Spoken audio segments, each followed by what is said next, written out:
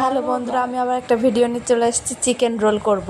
চিকেনটাকে ছোট ছোট করে কেটে নিতে হবে। তারপর রসুন বাটা, আদা বাটা, ওদিকে টক দই, জিরের গুঁড়ো, ধনের গুঁড়ো, লবণ স্বাদ মতো এসব দিয়ে, গরম মশলা, তেল দিয়ে ভালো করে মাখিয়ে নিতে হবে। মাখিয়ে আধ ঘন্টা রেখে দিতে হবে। রেখে দিয়ে তারপর ময়দাটাকে মেখে নিলাম। মেখে নিয়ে ময়াম দিয়ে মেখে নিলাম। তারপর পেঁয়াজ হালকা করে ভেজে নিয়ে চিকেনটাকে দিয়ে দিলাম। চিকেনটাকে একটু নেড়ে চেড়ে তারপর ময়দাটাকে গুলি করে বেলে এই যে রোল ভাজা হচ্ছে, এখানে ডিম ফাটিয়ে তারপর যা যা রোল তৈরি করতে লাগে সেই রকম করতে শুরু করলাম।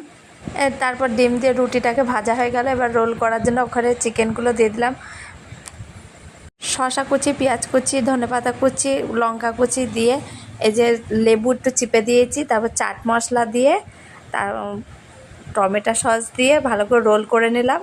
ভালোই টেস্টি হয়েছিল খেতে চিকেন রোলটা।